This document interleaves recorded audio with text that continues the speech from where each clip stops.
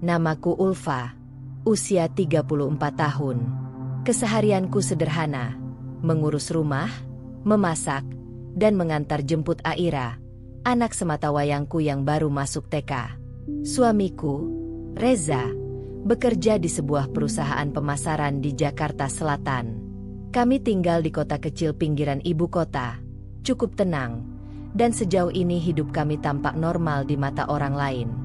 Dulu, Reza jarang sekali ikut campur soal urusan rumah atau anak. Urusan mengantar Aira, hampir tidak pernah. Pagi-paginya selalu terburu-buru. Kadang cuma sempat meneguk kopi, mencium keningku sekilas, lalu melesat ke kantor. Tapi sekitar sebulan terakhir, sikapnya berubah. Reza jadi rajin, bahkan terlalu rajin, mengantar Aira ke sekolah. Awalnya aku mengira ini hal baik.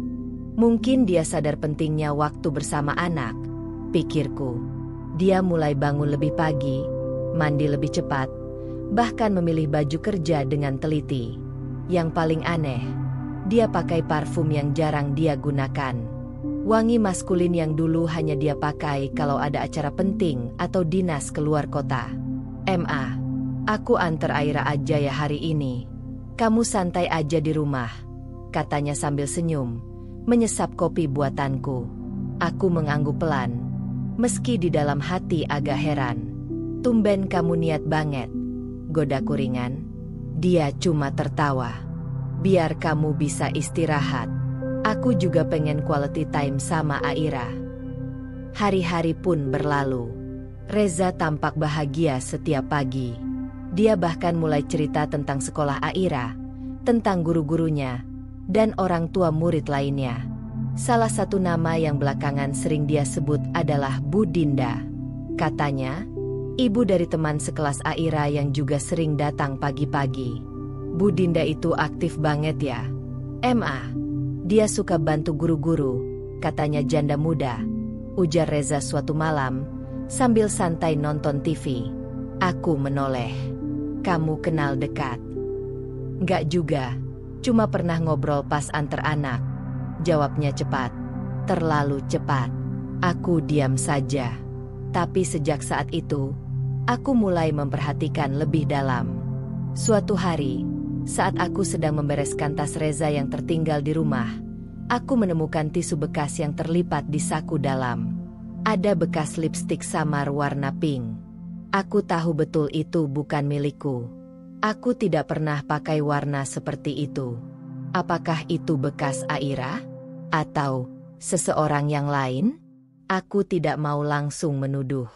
Tapi sejak hari itu, naluri seorang istri mulai bicara lebih lantang dari logika. Setelah kejadian aku menemukan tisu bekas lipstik di tas Reza, pikiranku tak pernah lagi benar-benar tenang. Aku masih berusaha berpikir positif, tapi sayangnya, perubahan sikap Reza makin hari makin terasa aneh. Reza yang dulu tak terlalu peduli soal penampilan, sekarang jadi lebih rapi dari biasanya. Setiap pagi, ia berdiri lama di depan lemari, memilih kemeja yang menurutku terlalu smart casual hanya untuk mengantar anak ke TK. Kadang ia bahkan menyemprotkan cologne lebih dari sekali. Aku bisa mencium wanginya dari dapur. Padahal biasanya ia baru pakai parfum saat akan bertemu klien. "Sayang, kamu udah kayak mau ngantor di majalah gaya hidup," godaku suatu pagi.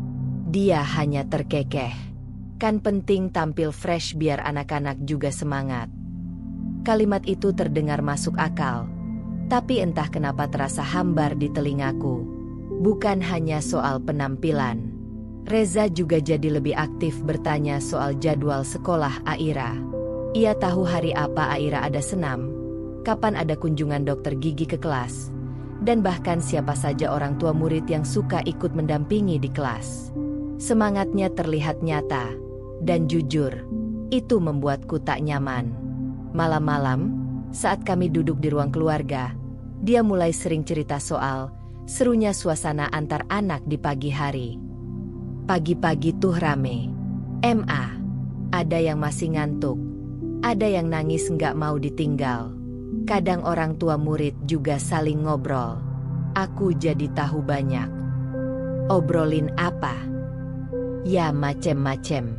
Parenting lah, kerjaan, bahkan ada yang buka jasa catering buat bekal anak. Jelasnya. Lalu, seperti biasa, nama Bu Dinda muncul lagi. Bu Dinda tuh jago banget bikin bekal anak. Lucu-lucu bentuknya. Kayak bento Jepang gitu. Pantes anaknya selalu ceria. Aku pura-pura sibuk merapikan tumpukan cucian di sampingku. Sering ngobrol ya kamu sama Bu Dinda? Nggak sering. Cuma ya, kadang bareng nunggu anak masuk kelas. Aku menatap wajahnya. Tidak ada tanda bersalah. Tidak juga terlalu semangat saat menyebut nama wanita itu. Tapi justru itulah yang membuatku tambah curiga. Reza terlalu tenang. Terlalu licin. Hari itu, aku mengantar Aira sendiri. Reza ada meeting pagi katanya. Tapi yang membuatku terdiam cukup lama di mobil adalah fakta bahwa Aira berkata dengan polosnya, "Papa biasanya duduk di taman samping kelas sambil ngobrol sama tante yang rambutnya panjang. MA." Aku menoleh ke kaca spion, menatap wajah kecil Aira. "Tante siapa? Sayang." Nggak tahu namanya. Tapi dia suka senyum, bajunya wangi, dan selalu bilang Aira lucu. Aku tersenyum kecil. Tapi dalam hati, ada yang meletup. Sore harinya, saat Reza pulang, aku hanya berkata singkat, "Tadi aku yang antar Aira. Lumayan ketemu beberapa orang tua murid." Reza terlihat canggung sejenak, lalu menjawab, "Oh ya? Seru, kan? Aku tuh kadang jadi pengen jadi supir antar jemput aja biar bisa ngobrol tiap pagi." Aku tertawa tipis. Ternyata seru ya, ngobrol sama para ibu. Dia hanya tersenyum sambil mengangkat bahu. Tapi malam itu, saat dia sudah tertidur, aku duduk lama di ruang tengah, menatap layar ponsel, menatap nama Reza, menatap wajah kami bertiga di wallpaper, menatap pernikahan kami, yang dulu terasa penuh cinta, sekarang terasa seperti teka-teki. Sejak Reza mulai aktif mengantar Aira ke sekolah, aku memperhatikan satu pola yang makin jelas. Sekolah jadi topik utama yang selalu muncul dari mulutnya. Pagi, siang, malam, ada saja cerita yang dia bawa pulang dari tempat itu. Tapi bukan cerita tentang anak kami. Bukan juga cerita tentang proses belajar. Justru lebih sering tentang lingkungan sekitarnya, terutama orang-orang dewasa yang ia temui di sana. Bu Ratna itu sabar banget ya, bisa ngadepin anak-anak segitu banyak tiap hari, ucapnya sambil mengunyah tempe goreng. Ya, namanya juga guru TK, harus sabar, jawabku datar. Nah itu, makanya aku salut banget. Terus tadi pas ngobrol-ngobrol, Bu Dinda bilang katanya anak TK zaman sekarang harus banyak stimulasi motorik biar nggak lemah. Bu Dinda lagi. Aku diam, tapi mataku tetap tertuju pada ekspresi wajahnya. Reza terlihat terlalu antusias.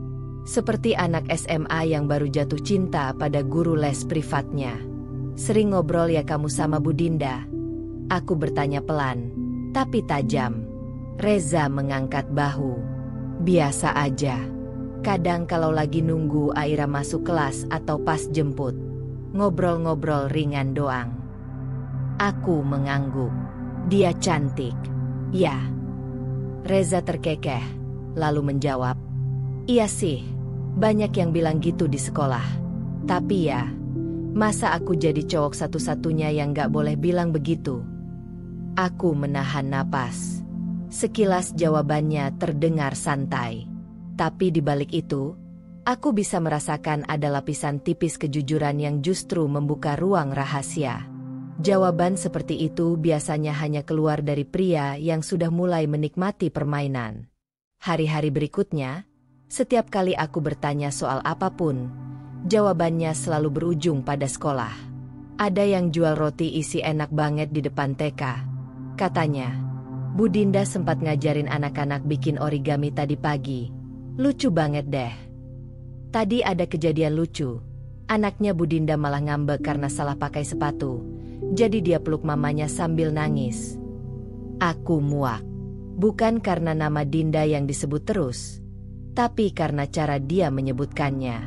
Terlalu lembut, terlalu rinci, terlalu mengingat.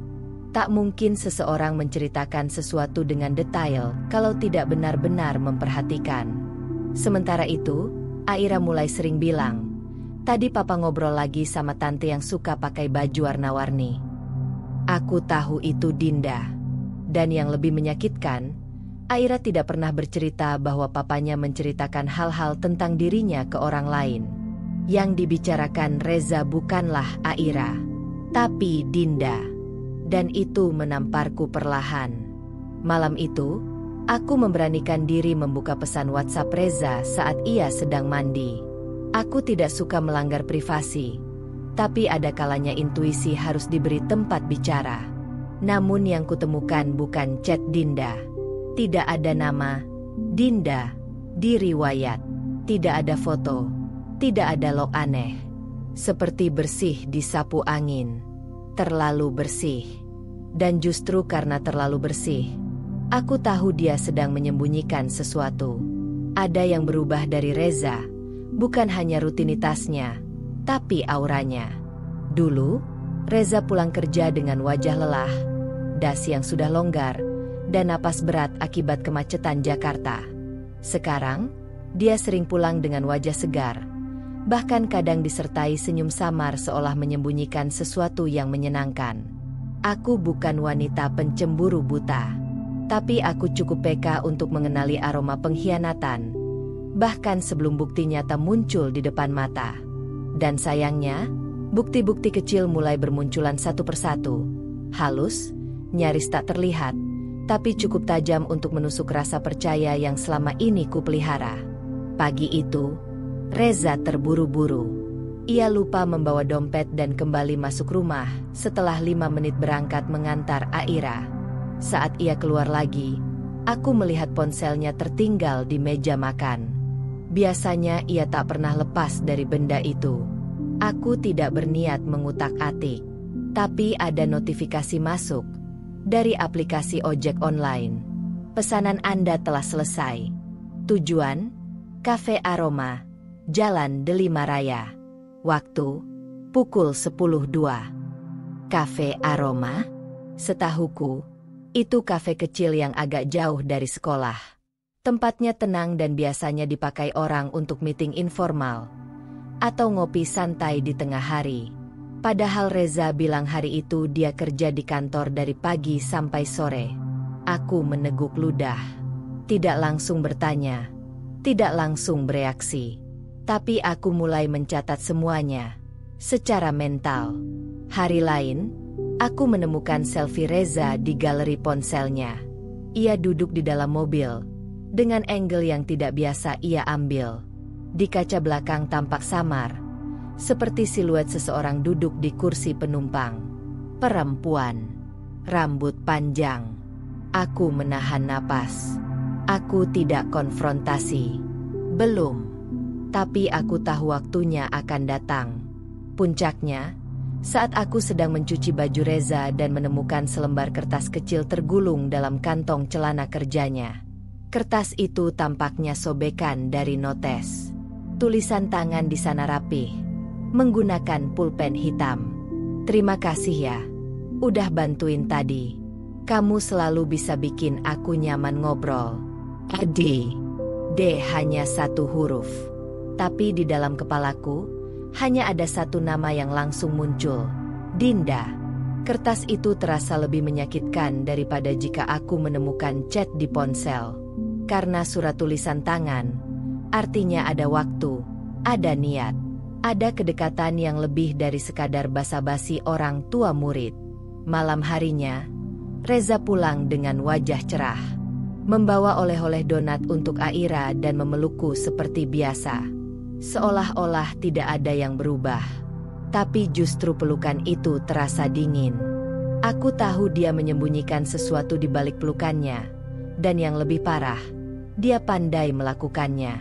"Aku mau tidur duluan." "Ya," katanya. Aku hanya mengangguk sambil tersenyum kecil. Tapi saat dia masuk kamar, aku duduk sendiri di ruang tamu, menatap surat kecil itu yang kini kusimpan di dalam laci meja riasku. Hati kecilku mulai bicara. Kamu tidak salah merasa curiga, Ulfa. Kamu sedang diuji. Tapi kamu bukan wanita bodoh. Dan aku tahu, mulai malam itu, aku harus bertindak. Aku pertama kali melihat Dinda saat ikut mengantar Aira ke sekolah di hari Jumat pagi. Biasanya aku hanya duduk sebentar di mobil dan membiarkan Aira masuk kelas sendiri. Tapi hari itu aku memutuskan turun dan ikut menunggu di taman kecil dekat gerbang sekolah. Tempat yang sering diceritakan Aira, tempat Reza dan tante rambut panjang sering duduk bersama.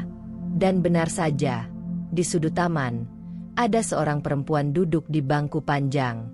Ia mengenakan blus putih bermotif bunga halus, celana panjang krem, rambut hitam panjang tergerai rapi di belakang pundaknya. Ia sedang menunduk, membantu anaknya mengancingkan seragam. Wajahnya cantik. Bukan cantik yang dibuat-buat dengan makeup tebal, tapi jenis cantik yang sederhana, bersih, dan tenang. Aura anggun yang langsung menarik perhatian siapapun yang melihat. Beberapa orang tua lain bahkan terlihat akrab menyapanya. Bu Dinda, hari ini bekalnya lucu banget, seru salah satu ibu sambil tertawa. Ah, biasa aja kok, Mbak. Anak saya makannya pilih-pilih soalnya, jawab Dinda sambil tersenyum. Aku memperhatikan dari kejauhan. Senyum itu lembut, ramah, tapi menyisakan sesuatu yang sulit dijelaskan. Ada kecerdasan di balik bahasa tubuhnya. Ia tahu bagaimana menaruh dirinya dalam percakapan. Tidak terlalu menonjol, tapi juga tidak bisa diabaikan. Dan tiba-tiba aku merasa canggung. Seperti berdiri di luar lingkaran yang sudah terbentuk tanpa diriku di dalamnya. Saat aku melangkah ke arah kelas Aira, Dinda sempat menoleh padaku dan tersenyum. Senyum sopan. Kami bertatapan sekilas. Mungkin dia tahu aku adalah ibu dari Aira. Mungkin juga dia tidak tahu sama sekali. Tapi aku tidak membalas senyumnya. Tidak karena sombong, tapi karena jantungku berdetak terlalu kencang. Perempuan ini, inikah orang yang membuat suamiku berubah?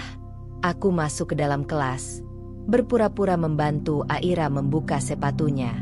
Bu Ratna, guru kelas Aira, menyapaku hangat. Wah, hari ini mamanya Aira yang antar ya? Tumben, biasanya papa Aira yang rajin, katanya sambil tersenyum. Aku mencoba tersenyum balik. Iya Bu, saya lagi pengen lihat suasana sekolah. Lalu aku bertanya pelan, Bu Ratna, ibu-ibu di sini kayaknya akrab ya? Saya lihat banyak yang kenal dekat. Oh iya, beberapa memang aktif, terutama Bu Dinda, yang anaknya Raka. Dia suka bantu-bantu acara kelas juga. Orangnya ramah, pintar, banyak yang suka ngobrol sama dia, termasuk Pak Reza. Ya, aku terdiam. Bu Ratna tidak sadar pertanyaannya menusukku seperti sembilu. Aku menjawab pendek, mungkin iya, ya. Setelah itu, aku duduk sebentar di mobil, menunggu Aira masuk kelas, memperhatikan siapa yang berbicara dengan siapa. Lalu Dinda lewat di samping mobilku. Ia menunduk ke kaca jendela yang terbuka dan menyapa ramah. Bu Ulfa ya? Saya mamanya Raka. Aira sering main bareng Raka di kelas. Senang akhirnya bisa ketemu langsung, katanya sambil tersenyum hangat. Aku balas tersenyum tipis. Iya, saya Ulfa. Senang juga bisa kenalan. Ia mengangguk pelan, lalu melangkah pergi dengan tenang. Aku menarik napas panjang. Dari semua kemungkinan yang kupikirkan, yang paling membuatku takut adalah satu. Dinda tidak tampak seperti wanita penggoda. Dan itu yang paling berbahaya. Setelah pertemuan singkat dengan Dinda di depan sekolah, aku pulang dengan hati berkecamuk. Wajahnya terus terbayang di kepalaku sepanjang perjalanan. Bukan karena dia menyebalkan, bukan karena ada sikap tak sopan, Justru karena dia terlalu sempurna, terlalu tenang, terlalu aman untuk dicurigai. Dan justru itu membuatnya berbahaya. Sejak hari itu, aku mulai memperhatikan Reza lebih dekat. Caranya bersikap, tutur katanya, bahkan ekspresi wajahnya saat menyebut nama Bu Dinda dalam percakapan. Tidak sering, memang, tapi cukup sering untuk membuatku sadar ada getaran kecil yang tak bisa dia sembunyikan. Suatu malam, kami sedang duduk di ruang TV, menonton sinetron keluarga yang sebenarnya membosankan. Reza asyik bermain ponsel. Aku melirik layar dari ekor mataku. Ia tersenyum tipis, lalu dengan cepat menutup layar saat menyadari aku memperhatikannya. "Siapa?" tanyaku pelan. "Hah? Kamu senyum-senyum. Siapa yang kamu chat?" Dia tertawa kecil. "Enggak kok, lihat video lucu aja." Aku mengangguk. "Lucu sampai bisa bikin kamu senyum kayak gitu?" Dia terdiam sebentar, lalu mengalihkan topik. Aira besok ada acara di sekolah ya? Aku bisa cuti setengah hari. Biar aku yang temenin."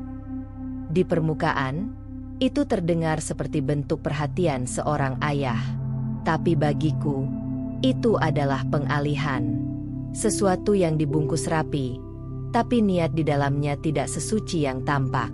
Esok paginya, aku sengaja mengikuti dari jauh saat Reza mengantar Aira ke sekolah. Bukan untuk membuntuti secara terang-terangan, aku hanya ingin tahu seberapa dekat mereka. Dari dalam mobil, aku melihat Reza memarkir kendaraan, keluar dengan senyum di wajahnya, lalu menggandeng Aira masuk ke halaman sekolah. Di sana, Dinda sudah berdiri, memegangi tangan Raka. Mereka saling menyapa. Dan yang membuat jantungku mencelos, Reza menyentuh lengan Dinda sebentar sambil tertawa kecil. Gerakan singkat, ringan, tapi terlalu akrab untuk sekadar teman antar anak. Dinda tidak terlihat risih.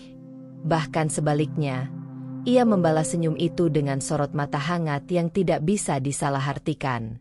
Aku menggenggam kemudi mobil lebih erat. Sekujur tubuhku terasa dingin. Tapi aku tetap duduk di situ, diam, mengamati, menyerap semuanya ke dalam hatiku. Setibanya di rumah, aku merasa seperti orang lain. Seperti tamu di rumah tanggaku sendiri. Aku mengangkat pakaian Reza dari jemuran, menyetrika bajunya, memasak makan malam. Semuanya kulakukan dengan tangan yang sama, tapi hati yang sudah tidak utuh lagi. Saat malam tiba, dan Reza tertidur di sampingku dengan napas tenangnya, aku memandang wajahnya lama sekali. "Sejak kapan kamu mulai berubah? Sejak kapan aku tak lagi cukup? Apa aku terlalu sibuk jadi ibu sampai lupa jadi istri?" Tapi di sisi lain, aku tahu, cinta yang sehat tidak mencari alasan untuk berpaling. Dan pengkhianatan, sekecil apapun, tidak bisa dibenarkan. Malam itu, aku membuat keputusan kecil yang akan mengubah arah cerita ini. Aku akan menyelidiki, tapi tanpa emosi, tanpa drama. Seperti wanita cerdas yang tidak mau dibodohi dua kali. Aku menyiapkan makan malam seperti biasa malam itu. Sup ayam hangat, sambal terasi, dan kerupuk udang kesukaan Reza. Di meja makan, Aira duduk sambil memainkan sendoknya. Sesekali bernyanyi pelan lagu dari sekolah. Reza datang beberapa menit kemudian. Wajahnya segar, bahkan rambutnya masih terlihat basah. Padahal dia bilang tadi sore harus lembur. Aku tersenyum tipis, mengangkat piring ke atas meja tanpa berkata banyak. "Hari ini kerjaan gak terlalu padat, ya?" tanyaku sambil duduk. "Lumayan. Tadi sempet meeting dadakan, tapi jam 4 udah bisa cabut. Makanya bisa jemput Aira," jawabnya ringan. Aku mengangguk. "Tapi aku lihat kamu sempat mampir ke kafe aroma tadi siang." Seketika sendok di tangan Reza berhenti. Sekilas, hanya sepersekian detik, tapi cukup bagiku untuk menangkap perubahan ekspresi wajahnya. Matanya bergerak sedikit ke kiri, gerakan spontan orang yang sedang mencari jawaban cepat. "Loh, kamu dari mana tahu?" tanyanya sambil tertawa, mencoba terdengar santai. "Aku cuma tanya," jawabku tenang. "Katanya hari ini di kantor terus. Tapi notifikasi ojek online kamu bilang lain." Ia menarik napas pendek, lalu meneguk air putih. "Oh itu, iya. Tadi sempat keluar sebentar. Bos ngajak bahas presentasi santai di luar. Cuma sebentar kok. Nggak penting juga aku ceritain." "Ngobrol sama bos atau sama teman sekolah anak?" tanyaku sambil menatap matanya langsung. Reza meletakkan sendoknya. "Maksud kamu? Kamu tahu maksudku?" Dia terdiam sejenak, lalu menggeleng pelan. "Kamu curiga sama aku, Fa?" Aku mengangguk tanpa ragu. "Aku bukan curiga tanpa alasan. Kamu berubah, Reza. Kamu terlalu sering menyebut nama Dinda. Terlalu antusias soal sekolah Aira. Padahal dulu kamu bahkan gak pernah ingat kapan dia ulangan. Jadi kamu pikir aku selingkuh?" Suaranya mulai naik sedikit. Aku tetap tenang. "Aku pikir kamu sedang bermain di wilayah abu-abu. Dan aku ingin kamu jujur sebelum semuanya jadi hitam." Dia menyandarkan punggung ke kursi, lalu menutup matanya sejenak. "Ulfa, aku cuma ngobrol. Iya, sama Dinda. Tapi itu cuma obrolan orang tua murid. Dia ramah, aku ramah. Apa salahnya? Kalau cuma ngobrol, kenapa kamu sembunyikan? Kenapa kamu bersihkan riwayat chatmu? Kenapa kamu hapus log cafe di ponselmu? Diam. Jangan bodohi aku, Reza. Aku bukan perempuan naif." Lanjutku, kali ini nadaku sedikit tegas. "Aku tidak akan marah kalau kamu jujur sekarang. Tapi kalau kamu terus berbohong, kamu bukan hanya mengkhianatiku. Kamu mengajarkan Aira bahwa ayahnya pandai berpura-pura." Wajah Reza menegang. Ia mencoba tersenyum, tapi yang keluar hanyalah senyum pahit. "Aku nggak ngelakuin apa-apa, Fa. Sumpah." Aku berdiri, mengambil piring kotor, dan melangkah ke dapur. "Kalau memang gak ada apa-apa, jangan takut kalau aku mulai mencari tahu." Malam itu, kami tidur dalam satu ranjang, tapi dengan jarak emosional seperti dua orang asing. Punggungnya menghadapku, dan aku tahu, dia juga tidak benar-benar tidur. Setelah percakapan tajam malam itu, aku tahu satu hal, Reza tidak akan jujur kecuali dipaksa oleh keadaan. Dan aku bukan tipe istri yang akan menangis tanpa arah, atau mengamuk seperti sinetron sore hari. Kalau dia ingin bermain api, aku akan menjadi air yang pelan-pelan memadamkan segalanya. Dingin, tapi pasti. Pagi itu, aku tidak menegurnya banyak. Reza tetap mengantar Aira ke sekolah seperti biasa.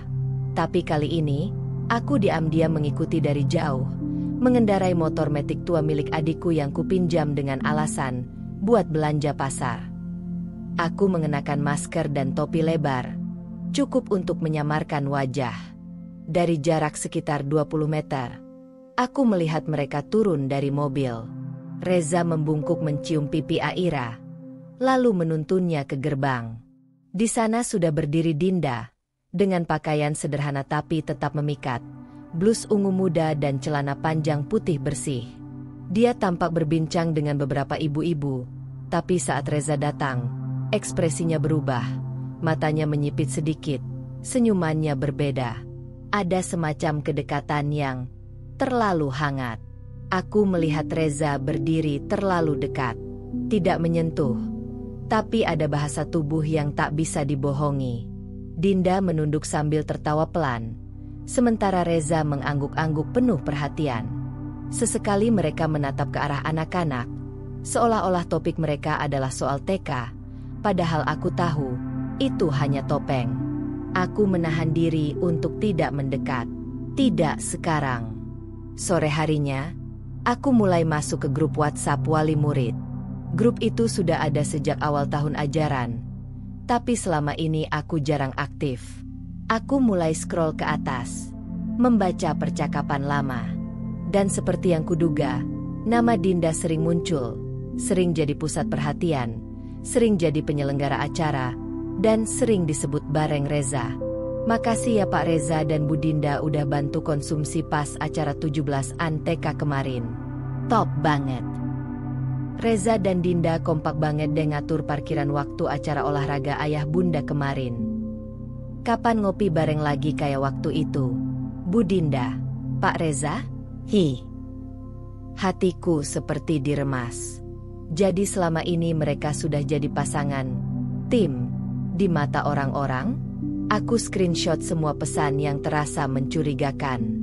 Bukan untuk menyimpan dendam, tapi sebagai bentuk kewaspadaan. Karena aku tahu, dunia tidak pernah mengasihani istri yang terlalu percaya. Langkah berikutnya, akun media sosial Dinda. Dengan sedikit usaha, aku berhasil menemukannya. Namanya tidak terlalu aktif di Facebook, tapi cukup rutin mengunggah story di Instagram. Aku membuat akun palsu, mengikuti diam-diam. Dan benar saja, ada beberapa unggahan yang membuatku terdiam. Foto gelas kopi berdua di kafe aroma, tanpa wajah siapapun. Potret mainan anak-anak di dashboard mobil yang bukan mobilnya. Caption, ngobrol yang bikin hangat, bahkan tanpa perlu disentuh. Apakah itu hanya kebetulan? Bisa jadi. Tapi aku percaya, kebetulan yang terlalu sering bukan lagi kebetulan. Malamnya, aku menelepon Riko, teman kerja Reza yang juga suaminya teman arisanku. Riko, sorry kalau aku lancang. Aku cuma mau tanya, akhir-akhir ini Reza sering keluar kantor siang-siang gak? Tanyaku dengan suara pelan. Riko terdengar ragu. Kadang sih. Tapi aku pikir kamu tahu. Soalnya beberapa kali dia bilang mau ketemu kamu di luar. Aku membeku. Ketemu aku? Di luar? Iya, dia bilang kamu ngajak ketemu di kafe aroma beberapa kali buat ngobrol soal Aira. Jadi aku pikir ya, kalian lagi cari suasana. Dadaku serasa ditusuk. Thanks, Riko. Aku cuma butuh klarifikasi, jawabku sebelum menutup telepon. Reza bahkan menggunakan namaku sebagai alibi. Itu bukan sekadar iseng. Itu penipuan emosional. Malam itu, saat Reza pulang, aku tidak berkata apa-apa. Aku hanya memandangnya lama dari balik tirai ruang tamu. Lalu aku berkata dalam hati, kamu belum tahu siapa Ulfa sebenarnya. Hari-hari berikutnya aku jalani seperti biasa, atau setidaknya terlihat biasa di mata Reza. Pagi hari aku menyiapkan sarapan seperti istri pada umumnya, mengantar Aira ke depan rumah saat dijemput, lalu menyibukkan diri dengan aktivitas rumah tangga. Tapi dalam diam, aku menyusun langkah-langkah kecil yang semakin mendekatkanku pada kebenaran. Aku tidak ingin terjebak dalam amarah buta. Aku butuh bukti nyata. Bukan sekadar dugaan atau intuisi perempuan. Aku ingin, ketika tiba saatnya konfrontasi, aku berdiri dengan kepala tegak, memegang fakta, bukan hanya perasaan. Dan akhirnya, bukti itu datang. Hari Jumat sore, aku sengaja datang lebih awal ke sekolah Aira, tanpa memberitahu Reza. Aku berdiri di seberang gerbang sekolah, menyamar dengan jaket dan topi. Jam masih menunjukkan pukul 15.30. Bel pulang anak-anak belum berbunyi. Tapi satu mobil sudah terparkir di ujung jalan. Mobil itu, mobil Reza. Aku menunggu dengan hati berdebar. 5 menit, 10 menit. Lalu kulihat sosok itu datang dari arah dalam sekolah. Dinda. Dia berjalan santai, dengan rambut digerai, membawa tas kecil di bahu dan tangan kirinya memegang kertas bergambar. Mungkin hasil karya anaknya. Ia membuka pintu mobil Reza. Duduk di kursi penumpang depan. Lalu pintu tertutup. Mereka tidak langsung pergi. Sekitar 15 menit, mobil tetap terparkir di situ. Dari kejauhan aku tidak bisa mendengar apapun, tapi aku bisa melihat bayangan tubuh mereka yang saling menoleh satu sama lain. Tertawa. Bahu Reza sedikit menyentuh Dinda. Dan yang membuat napasku tercekat, Dinda menyentuh dagu Reza sebentar sambil tertawa pelan, sebelum akhirnya mobil mulai berjalan pelan keluar dari area parkir. Aku terduduk di jok motor. Lututku lemas. Seluruh dunia terasa bergeser beberapa inci. Seolah tanah di bawahku tidak lagi kokoh. Malam itu aku tidak menangis. Tidak ada air mata. Tidak ada jeritan atau piring pecah. Aku duduk di meja makan, membuka laptop, dan memutar ulang rekaman video dari ponsel yang sengaja kupasang di dashboard motor. Semua terekam. Wajah Dinda, mobil Reza, gerakan tubuh mereka yang terlalu dekat untuk disebut teman. Setelah itu, aku membuka album galeri ponsel, membandingkan timestamp. Foto gelas kopi di story Dinda sama dengan cangkir yang kupotret beberapa minggu lalu. Mereka ada di tempat yang sama, tanggal yang sama. Tapi aku tidak ada di sana. Mereka menjadikan Aira sebagai alasan untuk bertemu. Dan itu yang paling menyakitkan. Beberapa hari kemudian, aku kembali menemui Bu Ratna, guru TK Aira. Aku tahu dia orang yang bijak, dan selama ini cukup dekat denganku. Bu Ratna, ujarku setelah obrolan ringan. Saya cuma mau tanya, apakah ibu pernah lihat suami saya dan Bu Dinda ngobrol lebih dari sekadar urusan anak? Ekspresi Bu Ratna berubah. Wajahnya mencoba tetap netral, tapi jelas ada keraguan. Mereka memang sering ketemu. Pak Reza suka bantu acara sekolah. Begitu juga Bu Dinda. Tapi saya rasa, mungkin ibu perlu bicara langsung dengan suami. Saya tidak ingin ikut campur urusan pribadi. Itu cukup. Aku tidak butuh konfirmasi lebih banyak. Bahkan keengganan orang untuk menjawab adalah bentuk jawaban itu sendiri. Malamnya, aku berdiri di depan kaca, menatap wajahku sendiri. Wajah seorang istri yang sudah terlalu lama memendam luka. Wajah yang menunggu suaminya pulang dari, entah, wanita lain. Ketika Reza akhirnya masuk rumah sekitar jam 9 malam, aku menyambutnya dengan senyuman kecil. Capek? Tanyaku. Lumayan. Tadi mampir ke minimarket beli tisu buat Aira. Aku mengangguk. Kalau begitu, kamu pasti sempat juga mampir jemput Dinda, kan? Dia berhenti meletakkan tas. Wajahnya mendadak tegang. Fa, kamu. Aku mengangkat tangan. Aku tidak akan marah malam ini. Aku hanya ingin kamu tahu, aku sudah lihat semuanya. Aku tahu semuanya. Reza duduk di sofa, menunduk, terdiam. Dan aku pun berkata pelan, aku belum memutuskan apa-apa. Tapi aku akan melindungi Aira dari semua kebohongan ini. Pagi itu sunyi. Bahkan suara burung pun seolah enggan bersuara. Udara terasa dingin, bukan karena cuaca, tapi karena jarak di antara aku dan Reza yang kini makin nyata. Reza duduk di meja makan, menggulir layar ponsel sambil sesekali menyuap roti bakar ke mulutnya. Aira sudah berangkat lebih dulu bersama sopir sekolah, karena aku sengaja meminta agar ia diantar tanpa kami hari ini. Aku butuh waktu berdua dengan Reza. Waktu tanpa gangguan, tanpa penyangkalan. Aku duduk di seberangnya. Tenang. Tidak dengan amarah meledak-ledak seperti di sinetron, tapi juga bukan kepasrahan seorang istri yang patah hati. Aku duduk sebagai Ulfa, perempuan yang siap memperjuangkan martabatnya. Reza, kataku pelan. Ia mendongak. Iya. Aku ingin kita bicara. Tapi kali ini, aku minta kamu jawab jujur.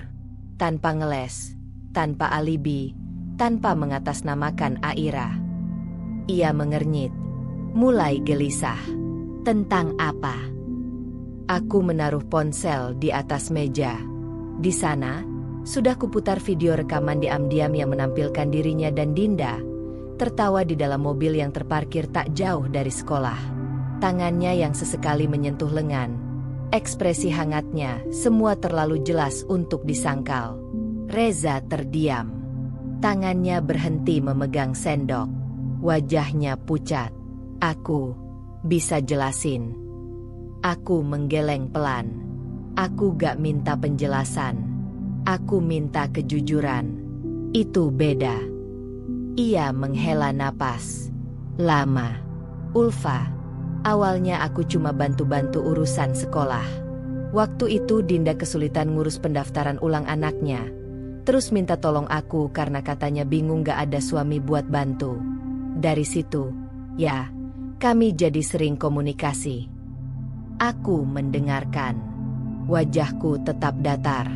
Lalu, tanyaku, suaraku nyaris tak terdengar. Reza menunduk. Aku hilaf. Dia baik, perhatian. Aku gak niat nyakitin kamu, tapi semuanya jadi kebablasan. Aku tertawa kecil. Pahit. Hilaf ya? Klise sekali alasannya. Aku berdiri. Kamu tahu, Reza, selama ini aku gak pernah larang kamu cari hiburan, keluar sama teman, atau ikut kegiatan sekolah. Tapi kamu memanfaatkan itu buat bohong. Kamu bahkan pakai namaku buat nutupin hubungan kalian. Ia membuka mulut, mungkin ingin membela diri, tapi aku tidak memberi kesempatan. Aku gak akan jadi istri yang dicurangi terus-menerus. Kamu bisa bilang hubungan kalian belum sejauh itu, tapi selingkuh emosional kadang lebih menyakitkan dari perselingkuhan fisik. Reza berdiri juga. Panik. Ulfa. Please. Aku sayang kamu. Aku sayang Aira. Aku bingung. Aku gak tahu kenapa aku malah nyaman cerita ke Dinda. Aku menatapnya tajam. Kamu gak tahu? Atau kamu gak pernah mau jujur ke dirimu sendiri? Malam itu, Reza tidur di sofa ruang tamu.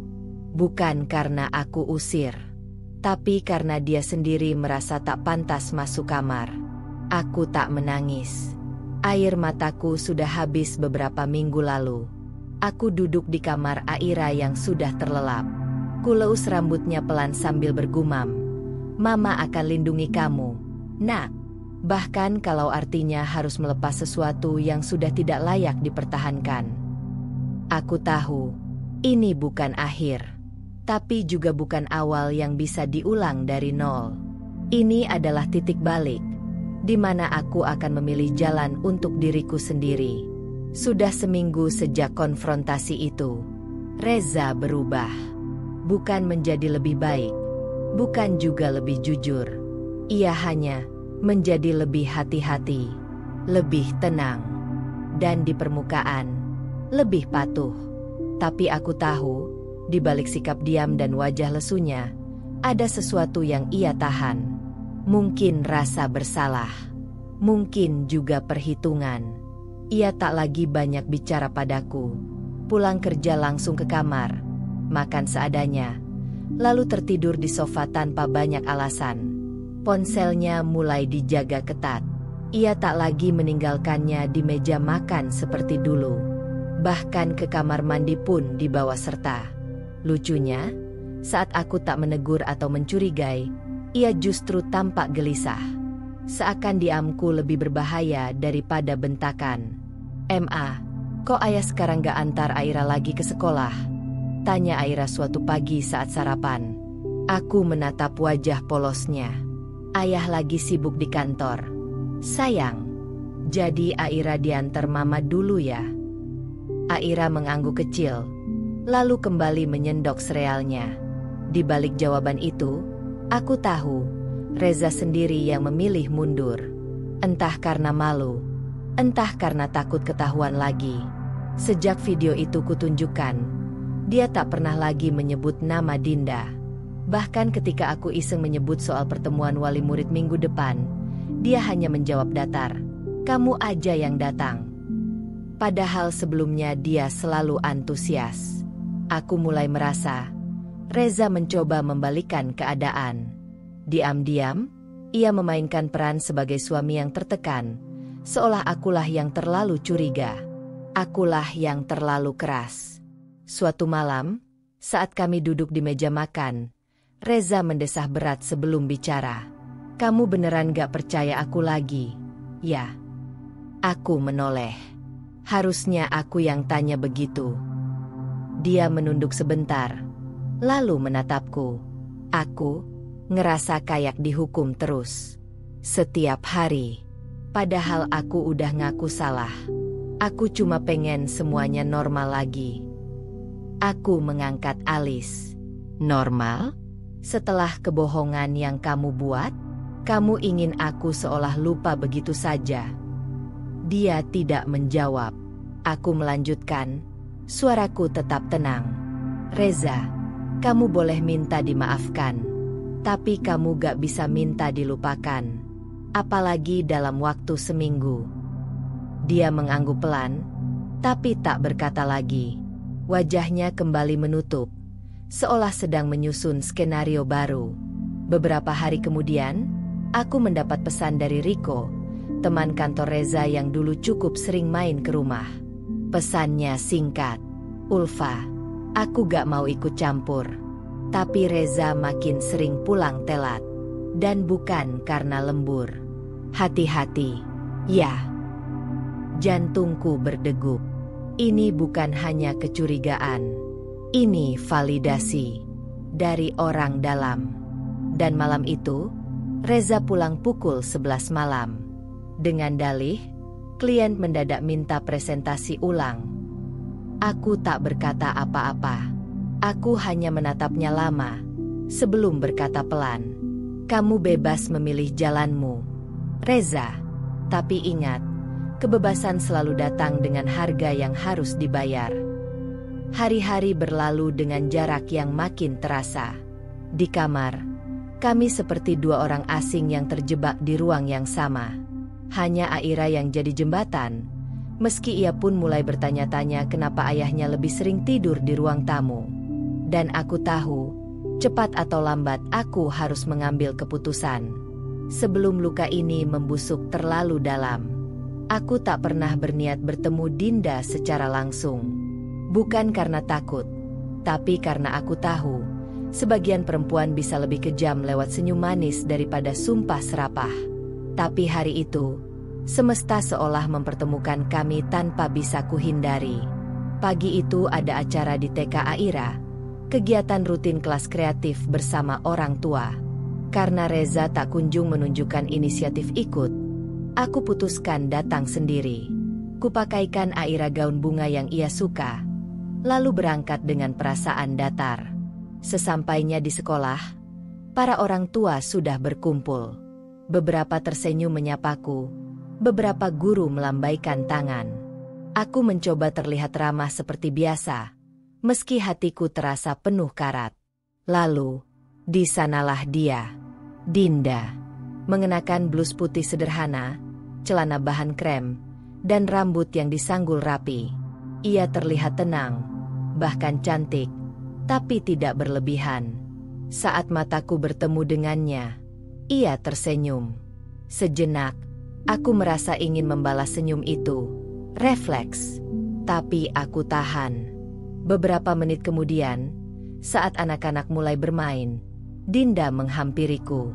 "Ulfa, kan? Ibu Aira." Aku menoleh. "Iya." Dia tersenyum lagi, mencoba terdengar ringan.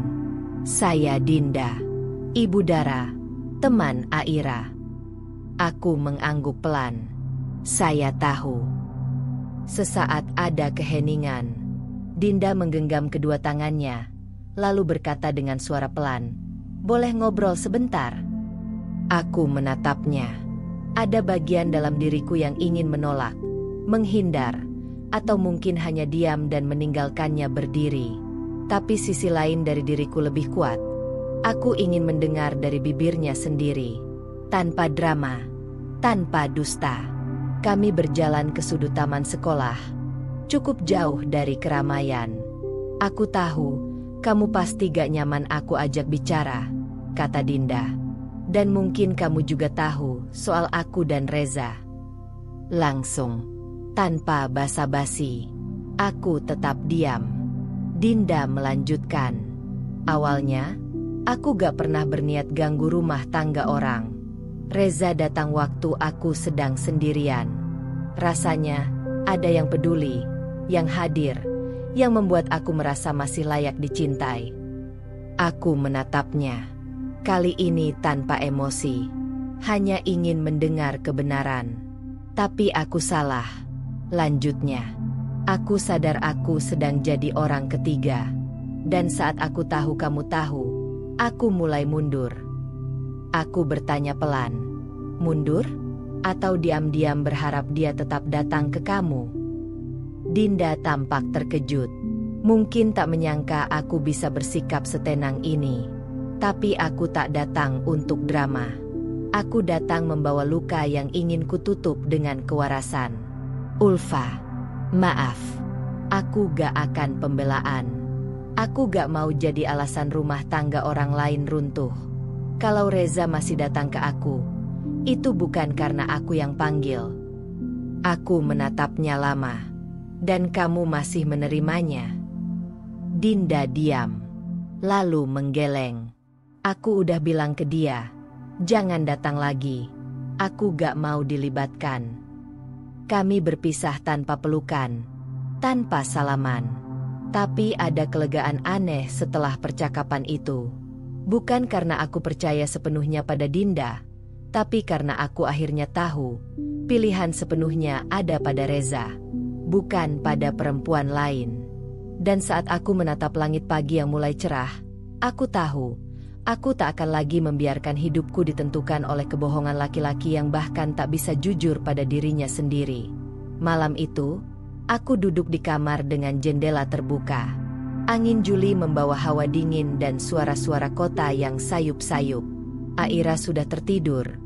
Pelukannya pada boneka kelinci masih erat seperti biasa. Tapi aku tahu, dunianya tak lagi sama. Dan aku pun demikian. Aku membuka laci kecil di meja rias. Menarik sebuah album foto tua, kusam, berdebu, namun menyimpan serpihan cerita yang tak bisa dihapus begitu saja. Di halaman pertama, ada foto pernikahan kami.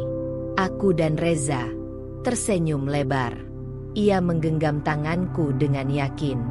Aku masih ingat betul hari itu, bagaimana jantungku berdebar. Bukan karena takut, tapi karena percaya. Percaya bahwa aku telah memilih laki-laki yang akan melindungi, bukan menyakiti. Foto demi foto kulihat. Waktu kami pindah ke rumah ini, saat Aira lahir dan Reza menangis untuk pertama kalinya karena bahagia, saat ulang tahun pertamaku setelah menikah, semua terlihat sempurna. Tapi kesempurnaan itu mulai pudar ketika kenangan berubah menjadi bukti pengorbanan satu arah.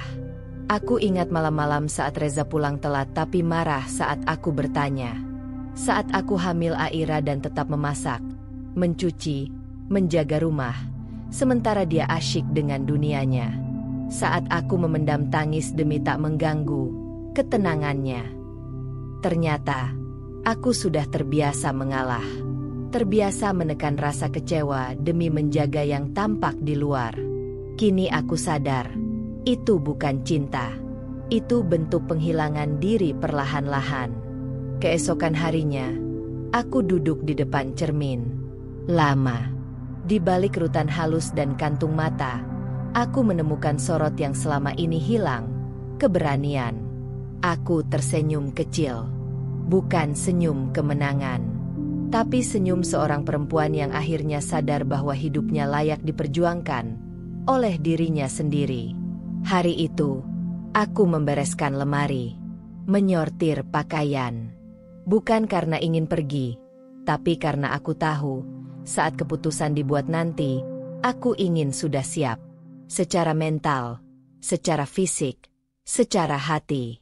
Reza pulang malam itu, lebih cepat dari biasanya. Ia melihat koper kecil di pojok kamar. Kamu mau pergi? Tanyanya curiga. Aku menatapnya sebentar. Aku sedang bersiap. Bukan berarti aku lari. Tapi aku juga gak akan tinggal kalau semuanya terus begini. Dia tampak bingung. Ulfa, aku capek terus disalahin. Aku tahu aku salah. Tapi, kamu juga berubah. Dingin.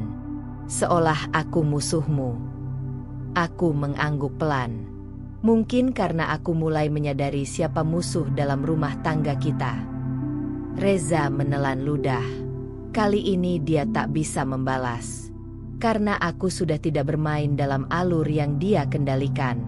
Malam itu, aku menulis surat. Untuk diriku sendiri. Ulfa, kamu berhak dicintai tanpa dibohongi. Kamu berhak dimengerti tanpa harus berteriak. Kamu bukan hanya istri, bukan hanya ibu, tapi juga perempuan yang punya batas, punya harga diri, dan punya pilihan. Surat itu kusimpan dalam buku harian lama. Mungkin suatu saat Aira membacanya. Dan semoga, saat itu tiba, ia tahu, ibunya pernah memilih dirinya sendiri, dan itu bukan egois. Itu bertahan. Hari itu, aku bangun lebih pagi dari biasanya. Tapi bukan karena ingin menyiapkan sarapan atau mengejar waktu mengantar Aira ke sekolah. Pagi itu aku bangun karena sudah waktunya mengambil keputusan. Sudah berbulan-bulan aku hidup dalam rumah yang sama, tapi tidak dalam hubungan yang sama. Reza, lelaki yang dulu kupanggil suami dengan penuh kebanggaan, kini hanya menjadi sosok asing yang lalu lalang dalam hidupku, penuh rahasia dan kebohongan. Aku duduk di meja makan, secangkir teh hangat di tangan. Di depanku, satu map berisi semua hal yang selama ini kupendam. Tangkapan layar percakapan Reza dan Dinda, foto-foto diam-diam yang kuambil saat mereka bertemu, catatan waktu Reza pulang yang tak pernah sesuai dengan dalih-dalihnya. Bukan untuk mengungkit, tapi sebagai bukti bahwa aku tidak mengada-ada. Saat Reza turun dari kamar, ia tampak ragu melihatku duduk di meja dengan wajah tenang. "Ada apa?" tanyanya pendek.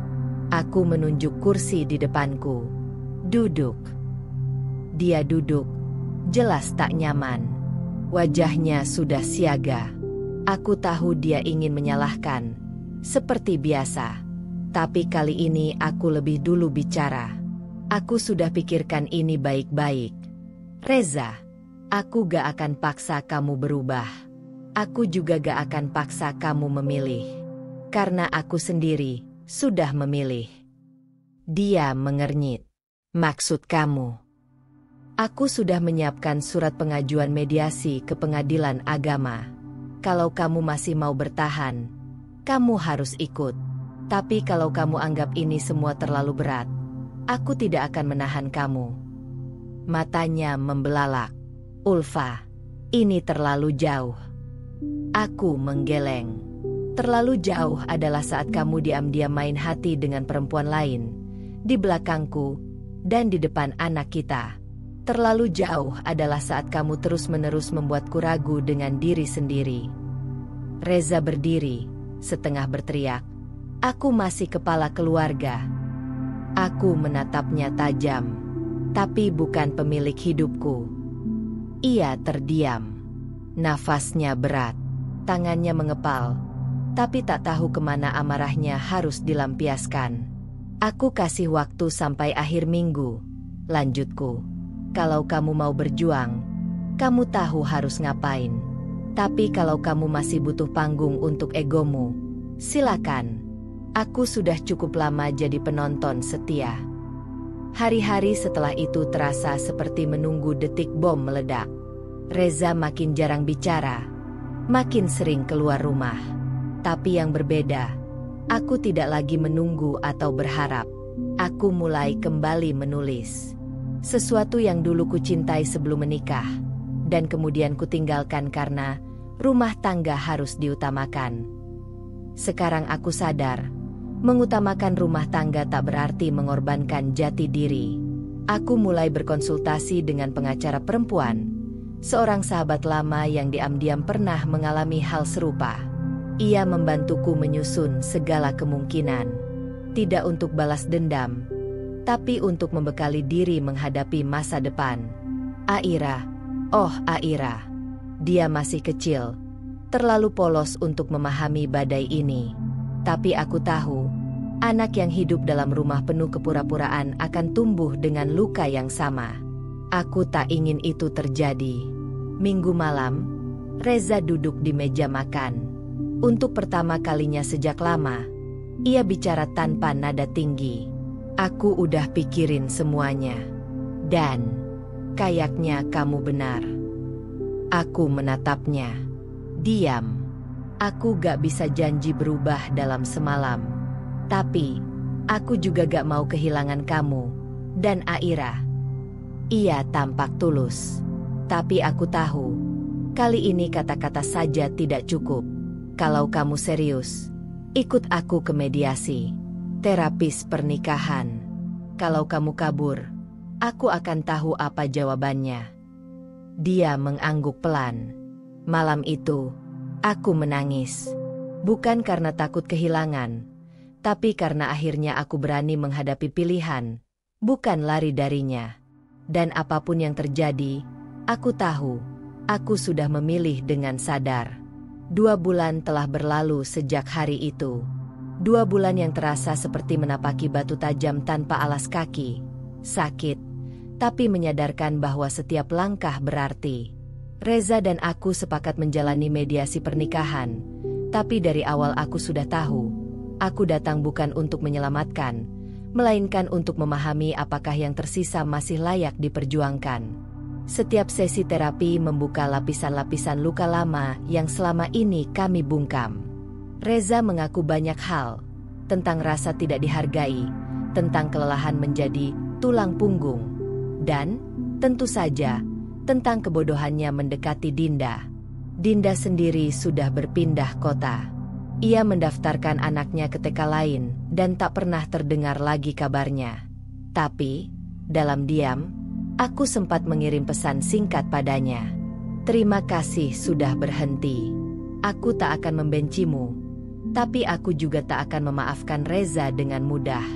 Responsnya hanya satu kata, maaf. Tapi yang lebih penting dari semua itu, adalah perubahan dalam diriku. Aku mulai mengambil kelas online menulis dan jurnalisme. Tulisanku mulai dimuat di blog, lalu perlahan masuk media digital. Aku tidak lagi hanya menjadi istri Reza atau ibu Aira. Aku, Ulfa, 34 tahun, adalah perempuan utuh yang bisa memilih hidupnya sendiri. Suatu sore, saat aku duduk di balkon membaca, Reza duduk di sampingku. Kami tidak lagi bicara tentang bagaimana harus jadi suami istri sempurna. Kami bicara sebagai 2 manusia dewasa yang sadar bahwa cinta tidak cukup tanpa komitmen, kejujuran, dan penghargaan. Reza berkata, aku tidak tahu apakah aku pantas dipertahankan. Aku menutup bukuku. Aku pun gak tahu apakah kamu bisa benar-benar berubah. Kami saling pandang. Tak ada air mata. Hanya kejujuran yang selama ini terpenjara. Dia melanjutkan, kalau kamu tetap pergi, aku gak bisa menyalahkan siapa-siapa kecuali diriku sendiri. Aku menarik napas dalam. Aku gak akan pergi. Tapi aku juga gak akan jadi perempuan yang sama seperti dulu. Dia mengangguk. Itu yang aku harapkan. Sekarang, setiap pagi saat Reza mengantar Aira ke sekolah, aku tahu bukan karena dia sedang mencari perhatian dari janda manapun. Tapi karena ia tahu, jika sekali saja dia kembali menyimpang, aku tak akan ragu melangkah pergi. Karena aku sudah menemukan kekuatan yang dulu hilang. Dari reruntuhan kepercayaan, aku membangun diriku kembali, bukan untuk orang lain, tapi untuk diriku sendiri dan anakku. Dan di cermin, kini aku bisa tersenyum. Bukan karena aku menang atas pria yang hampir menghancurkan segalanya. Tapi karena aku, Ulfa, akhirnya berdiri atas pilihannya sendiri. Dan begitulah akhir dari cerita kita hari ini. Setiap perjalanan, seberapapun kecilnya, selalu menyimpan pelajaran dan makna. Semoga kisah ini bisa menginspirasi, menghibur, atau bahkan membuka sudut pandang baru untukmu. Kalau kamu suka dengan cerita seperti ini, jangan lupa untuk like, komen, dan tentunya subscribe agar kamu nggak ketinggalan cerita-cerita seru berikutnya. Aktifkan juga lonceng notifikasinya supaya kamu jadi yang pertama tahu saat cerita baru tayang. Sampai jumpa di kisah selanjutnya.